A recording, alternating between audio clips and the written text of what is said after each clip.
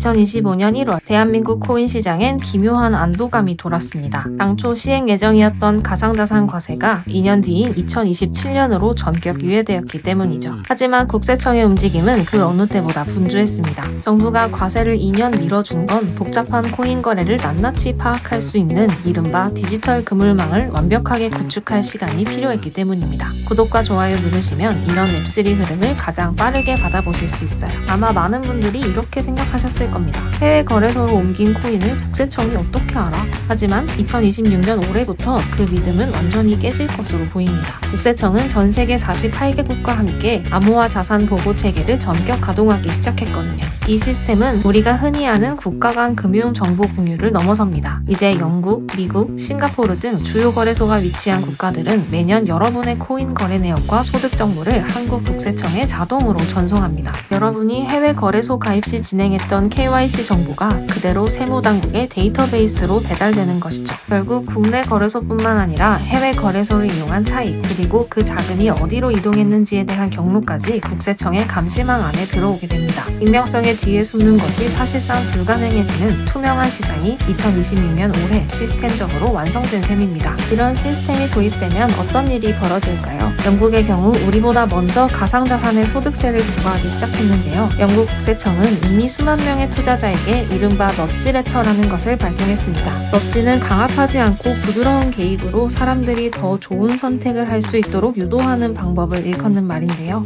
정작 이 편지를 받은 투자자들은 그 어느 블랙메일보다도 공포 그 자체였다고 합니다. 편지의 핵심은 간단했습니다. 우리는 당신이 가상자산을 보유하고 거래했다는 구체적인 정보를 이미 확보했다. 그러니 세금 신고를 누락했다면 지금이라도 자진해서 수정하고 세금을 내라는 압박이었습니다. 국세청이 거래소로부터 확보한 매매 내역을 근거로 투자자들의 목을 조여온 것이죠. 그렇다면 2027년부터 우리 손에 쥐어지는 수익은 구체적으로 얼마나 줄어들게 될까요? 핵심은 250만과 22라는 숫자입니다. 연간 수익에서 기본공제 250만 원을 뺀 나머지 금액에 대해 지방소득세를 포함한 22%의 세금이 매겨집니다. 만약 여러분이 1년 동안 비트코인이나 알트코인으로 5천만 원의 수익을 냈다고 가정해봅시다. 250만 원을 제외한 4,750만 원이 과세 대상이 되고 여기에 22%를 곱하면 세금만 무려 1,045만 원입니다. 특히 금투세가 폐지되면서 주식 투자자들은 수익이 아무리 커도 양도소득세를 거의 내지 않게 되었는데 코인 투자는 수익이 고작 250만 원만 넘어도 그 초과분에 대해 가볍지 않은 세율이 적용되는 것에 대한 형평성 논란이 2026년 가장 뜨거운 쟁점이 될 수밖에 없는 것이죠. 여기서 우리가 주의 깊게 살펴봐야 할 대목이 있습니다. 아직 모든 것이 확정된 것은 아니며 상황에 따라 변화할 가능성이 있는 부분들입니다. 첫째는 비과세 한도의 상향 여부입니다. 코인 비과세 한도 250만 원을 5천만 원으로 높여야 한다는 법안이 계속해서 발의되고 있습니다. 하지만 이는 국회 문턱을 넘어야 하는 정치적 문제로 실제로 시행 시점에 한도가 상향될지는 아직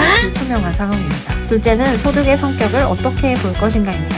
2025년 크립토판을 뜨겁게 달궜던 인포파이 야핑. 이것도 많은 코인 투자자들에게 사랑받은 수익 창구였는데요. 그런데 여기서 매우 복잡한 문제가 발생합니다. 바로 야핑 리워드 보상을 어떻게 볼 것이냐는 점인데요. 국세청은 이를 과세 대상으로 보고 있지만 업계에서는 이 보상들을 단순한 투자 수익으로 볼지 아니면 활동의 대가인 노동의 산물로 볼지를 두고 혼선이 예상됩니다. 만약 여러분이 보상을 받는 시점에 세금을 매긴다면 어떻게 될까요? 야핑 보상은 바로 매도가 가능할 수도 있고 락업이 걸릴 수도 있는데요. 아직 락업이 해지되지 않은 토큰인데도 세금부터 내야 하는 불합리한 상황이 벌어질 수 있습니다. 반대로 이 토큰을 매도할 때 세금을 매긴다면 처음 에어드랍 받았을 때의 가치를 영원으로 볼지 아니면 상장 직후 호가로 볼지에 따라 세금 액수가 완전히 달라지게 됩니다. 취득가액 산정 자체가 거대한 혼란에 빠지는 것이죠. 마지막은 개인 지갑 거래의 완벽한 추적 가능성입니다. 메타마스크 같은 탈중앙화 지갑 간의 거래를 국세청이 100% 실시간으로 잡아낼 수 있을지에 대해서는 전문가들 사이에서도 기술적 한계에 대한 의견이 엇갈립니다. 다만 분명한 것은 그 코인을 결국 현금화하기 위해 국내외 거래소로 옮기는 순간 국세청의 레이더에 포착될 확률이 매우 높다는 것이죠. 하지만 에어드랍이나 스테이킹처럼 세부 영역에 대한 기준이 여전히 모호하고 시스템도 미흡하다는 지적이 끊이지 않고 있어 일각에서는 추가 유예 가능성까지 조심스럽게 점치고 있는 상황입니다. 2027년 대과세의 시대가 열리기 전